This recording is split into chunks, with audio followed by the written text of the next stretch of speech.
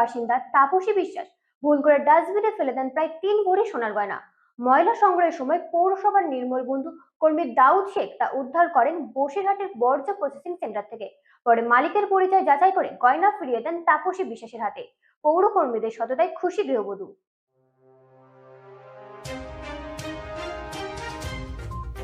বসিরহাট পৌরসভার 18 নম্বর ওয়ার্ডের তাপসী বিশ্বাস।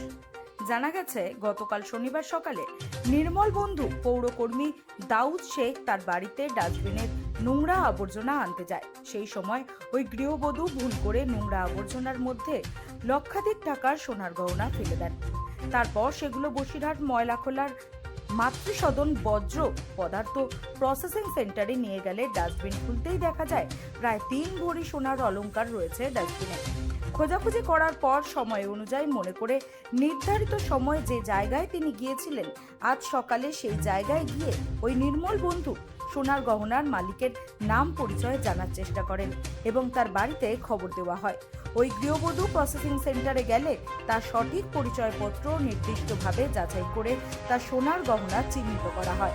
তারপর ওই নির্মল বন্ধু গৃহবধূর সঙ্গে যোগাযোগ করার চেষ্টা করেন, এমনকি পৌরসভার প্রশাসনিক কর্তাদের সঙ্গেও কথা বলেন। তারপর সোনার অলংকার তুলে দেন গৃহবধূ তাপসী বিশ্বাসের হাতে। এমন মানবিক ও সততা দেখে তাপসী বিশ্বাস বলেন, এই প্রজন্মে এখনো সততার মানবিক মুখ আছে। যেভাবে আমার সোনার গহনা ডাস্টবিনে চলে গেছিল, তাতে আমি মনে করেছিলাম হয়তো আর পাবো না। আমি আমার জিনিস ফেরত পেয়ে খুশি। Bureau report, রাতদিন news network.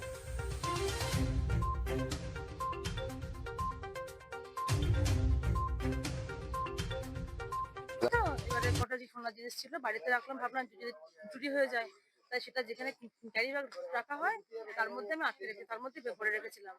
এবার রাত্রে আমি বাড়ি ফিরিনি, আমার মা ফিরেছিল। মা তো জানতো না, মা পরের দিনকে ওই ক্যারি ব্যাগটা ধরে ময়লার মধ্যে ফেলে দেয়। তারপরে আমরা পরের দিন রাত্রিবেলা বাড়ি ফিরেছি। সকালবেলা যখন ময়লাওয়ালা এসছে ময়লা নিতে, তখন আমাদের মনে পড়লো, সম্বিত ফিরলো যে তাই তো সোনার জিনিসটা ওখানে রাখা আছে, গিয়ে দেখি সেখানে নেই। তারপরে ওনাকে বলে উনি বললেন শেষে তো মাল তুমি বাইরে ফেলে দিয়েছি। তারপরে অনেক কিছু করে বিশ্ববিদ্যালয়ের কাছে, কাউন্সিলের কাছে গেলাম, গিয়ে অনেক সবার থেকে হেল্প নিয়ে তাপসীতে বিশেষ করে তাপসী আমাদের ভীষণ হেল্প করেছে। উনি আমাদের আশ্বস্ত করেছেন যে আপনি পাবেন, এখানে থাকলে নিশ্চয়ই পাবেন। তারপরে জিনিসটা আমি পেয়েছি। ওনাকে আমার অনেক প্রচুর অসংখ্য ধন্যবাদ। হ্যাঁ, ওনাকে আমি খুশি করবো এটাও বলেছি। ওনার স্ত্রী ক্যান্সার আক্রান্ত, উনি যেন ভালো হয়ে যান এটা আমি প্রার্থনা করেছি ঈশ্বরের কাছে। আমি কিছু ওনাকে হেল্পও করবো। আর দিদিরা যেভাবে করেছেন, দিদিরা দাদারা যারা থাকেন এই ময়লা খোলায়, তাপসী রায়চৌধুরী বা আর যারা যারা থাকেন দিদিরা দাদারা সবাই খুব আমাকে আশ্বস্ত করেছেন, বলেছেন ঈশ্বর আপনি পাবেন, ঈশ্বরকে ডাকুন, পাবেন। খুব ভালো লাগছে আমার, এটা অনেক কষ্টে করা জিনিস তো আমি পেয়েছি আমার খুব ভালো লাগছে। একদিকে এক্সেপশনাল দেখা যায় না, এরকম মানুষ দেখা যায় না, কিন্তু এরকম মানুষ আছে বলে পৃথিবীটা এখনো চলছে। ওনাকে আমার তরফ থেকে অসংখ্য ধন্যবাদ, আর ঈশ্বরকেও আমার অনেক অনেক শতকোটি প্রণাম। ঈশ্বর আমার সঙ্গে সহায় ছিলেন বলে পেয়েছি। তাপসী বিশ্বাস, আমি প্রতিদিন যাই ময়লা নেই, আর সিটি গোল্ড বলে ওটাকে রেখে দিয়েছিলাম বাড়ি। আর দিদিমণিরা খোঁজ করার পরে আমি সেটাকে দিয়ে ফেরত দিই। কি জিনিস ছিল? সোনার জিনিস ছিল। কতটা 4-5 ভরি ছিল।